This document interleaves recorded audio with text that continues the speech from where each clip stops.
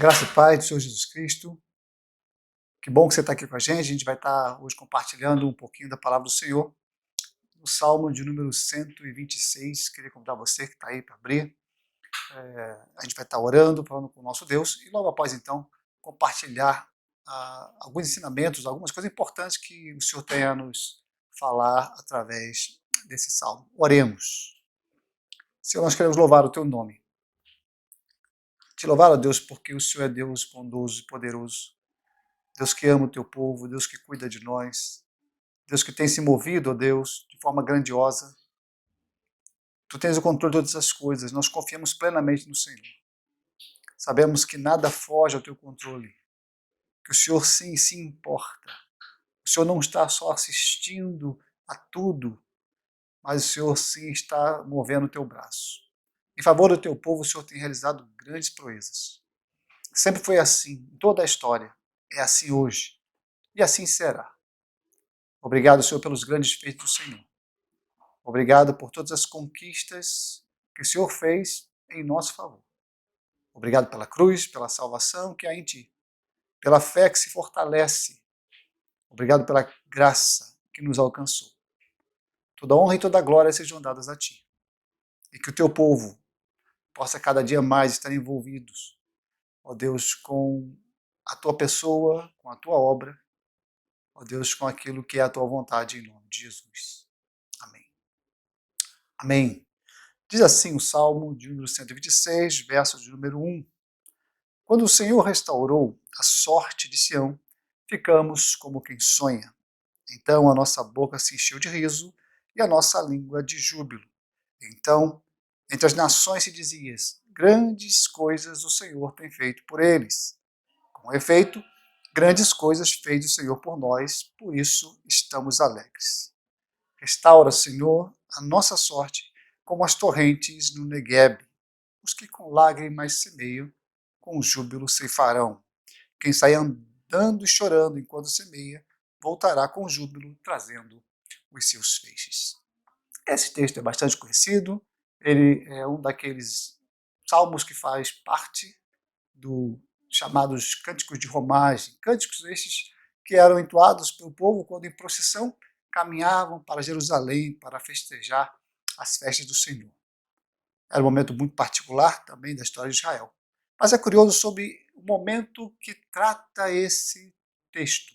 Esse salmo fala de um momento muito especial, de um momento que marca um recomeço, que marca na história de Israel quando a vergonha de Israel fora retirada. O texto fala da saída da Babilônia, do cativeiro babilônico. Deus, de forma poderosa, de forma grandiosa, estava tirando o seu povo, fazendo com que o seu povo pudesse voltar para a sua terra. Eles foram anteriormente desterrados por causa dos seus pecados, Deus os havia falado por meio dos profetas, eles então foram levados à Babilônia, mas agora esse momento chega ao fim. Agora eles podem agora voltar para a sua terra, para retomar a sua vida. É realmente um momento ímpar, um momento sem igual. O texto vai falar que a boca se encheu de alegria. É como a gente vê pessoas que estão tão felizes, tão alegres, ou quando nós mesmos estamos tão felizes, tão alegres, que parece que o nosso sorriso fica congelado. A gente olha para a fisionomia refletida no espelho ou no rosto de outra pessoa, né, e você parece que aquela fisionomia não muda, né, toma conta. E a Bíblia diz que quando nosso coração está cheio de algo, a boca transborda. A boca fala daquilo que está cheio, o coração. O texto vai dizer que então a nossa língua se encheu de júbilo. O povo estava maravilhado. O povo estava feliz. O povo estava como quem sonha. Se nós fôssemos parafrasear agora, né, hoje em dia, poderíamos, como as pessoas falam assim, olha, me belisca para ver se eu estou acordado. É aquelas coisas que a gente vive, que são tão fortes, tão importantes, tão vibrantes, tão grandes para nós, que a sensação é que tem que parece que é mentira. Então esse era o sentimento, isso que estava vivendo a nação quando Deus restaurou a sorte de Israel, trazendo-os de volta do cativeiro babilônico, dando ao povo a oportunidade de recomeçar, de retomar. Talvez esse seja o sentimento do mundo, esse sentimento de poder recomeçar, de poder voltar às coisas simples. Todos nós estamos lutando, meio que sem saber como ou com que armas, mas todos nessa expectativa, nessa boa expectativa de que essas coisas vão passar e que a gente vai poder então retomar a nossa vida. Voltar ao nosso trabalho, continuar trabalhando para poder trazer o sustento para dentro de casa, a gente poder rever pessoas queridas, amigos, parentes, poder abraçar, né? A gente que é muito carente, não carente, mas que gosta, né? de estar abraçando, de estar apertando as mãos, e por mais que sejam coisas simples, né, nós temos visto um anseio do povo poder ver essas coisas acontecendo, que essa alegria possa tomar nosso coração, essa alegria indizível, que essa força que vem com a resposta do Senhor em função das orações do povo dele. Então o povo estava assim, o povo estava alegre, o povo estava animado, o povo estava feliz, o povo estava como quem sonha. Deus havia feito algo poderoso, Deus havia feito algo extraordinário. O que é interessante nessa passagem é que há um reconhecimento por parte das nações sobre quem era a pessoa que estava realizando aquilo. O texto vai dizer que entre as nações se dizia: grandes coisas tem feito o Senhor por eles.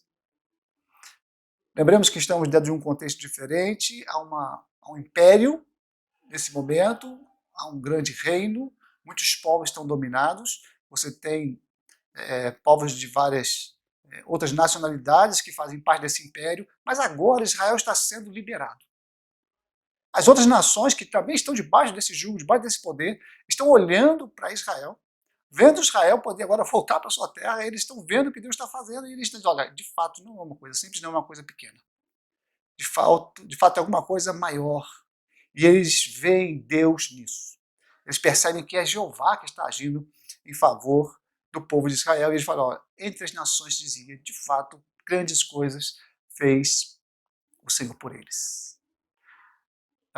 Essa percepção também se dá na nação de Israel.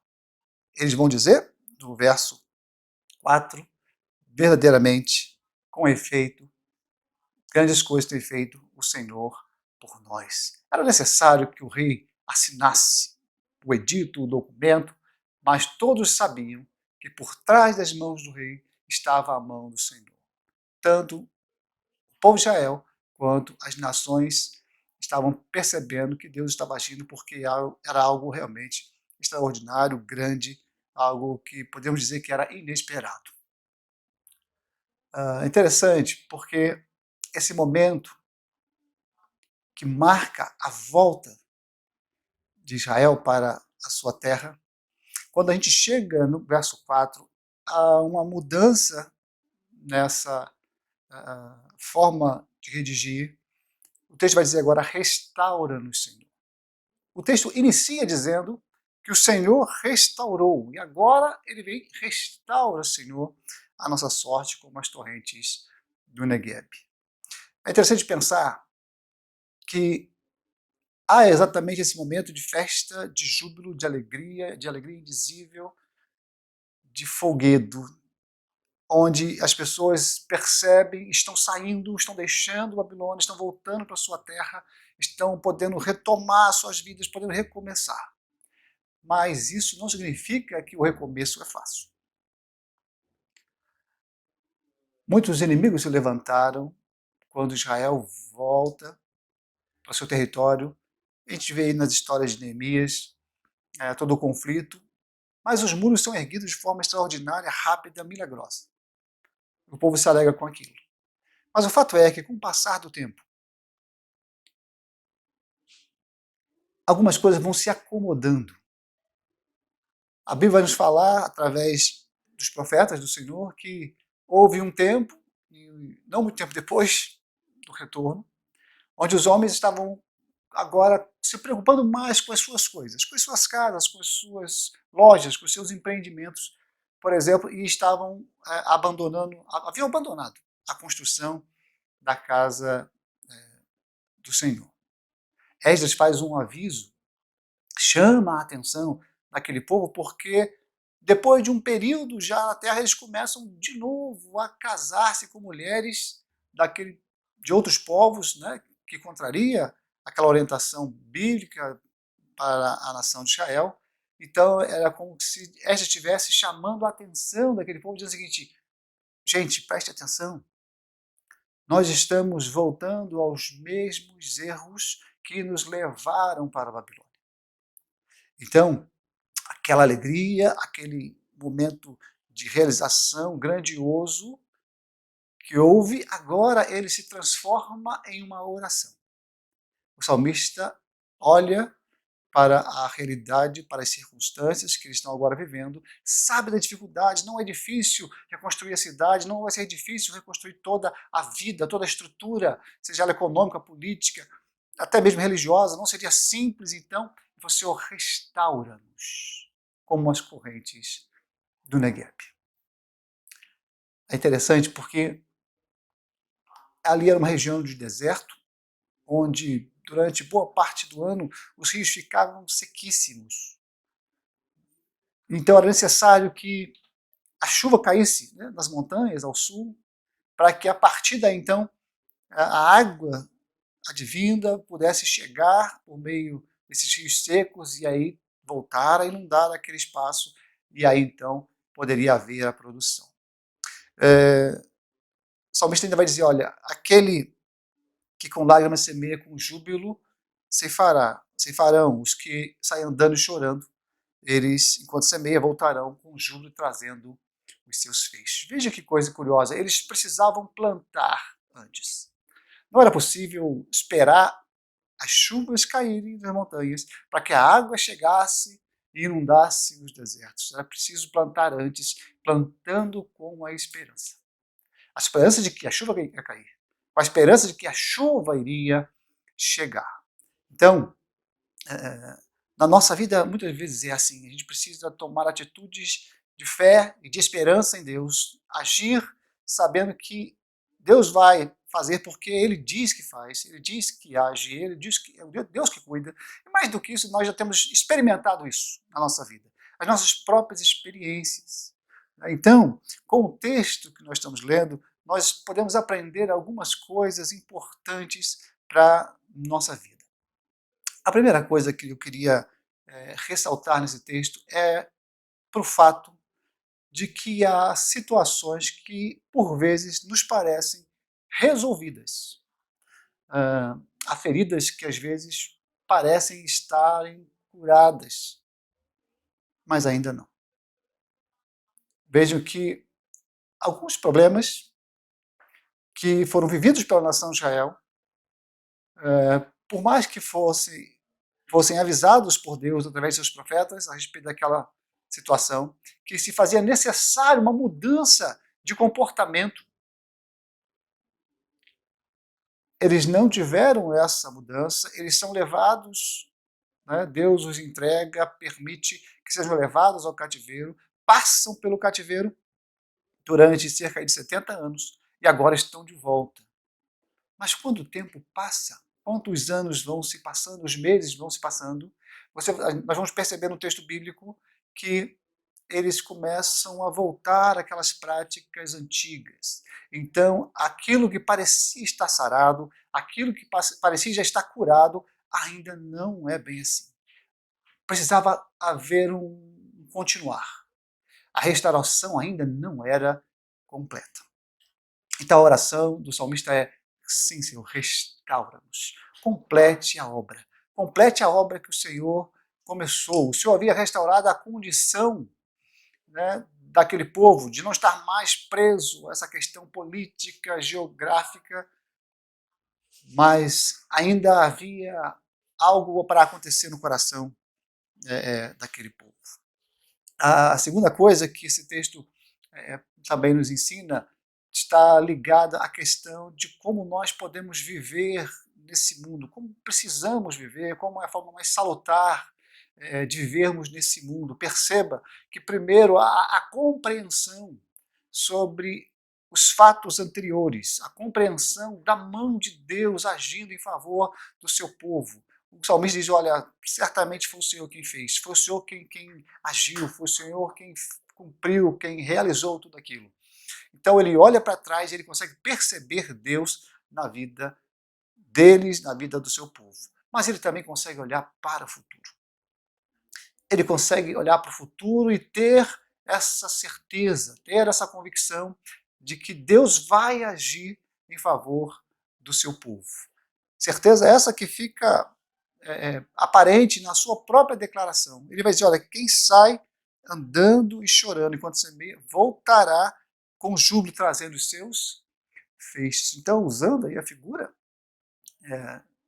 do Negueb, os homens iam, semeavam no meio do deserto, eles precisavam aguardar que as chuvas viessem, que as águas chegassem, mas aqueles que saíam e semeavam, esses voltavam, porque as águas vinham, Deus cuidava, Deus agia.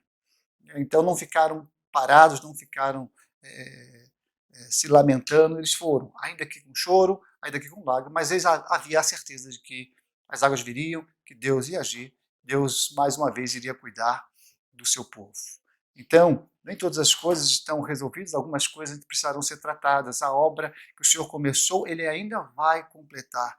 Algumas restaurações, algumas coisas ainda precisam acontecer, talvez na minha, na sua vida, mas entenda uma coisa, Deus está no seu alto sublime trono, Deus cuida de nós e Deus vai completar essa obra em nome de Jesus. E a terceira coisa que também é digna de destaque aqui é o fato de que Deus sempre está disposto, Deus tem um compromisso com a sua palavra, a Bíblia diz que Deus vela pela sua palavra, e então ele prometeu que iria fazer pela nação, está fazendo pela nação, o que ele disse que ia fazer por você, ele está fazendo por você.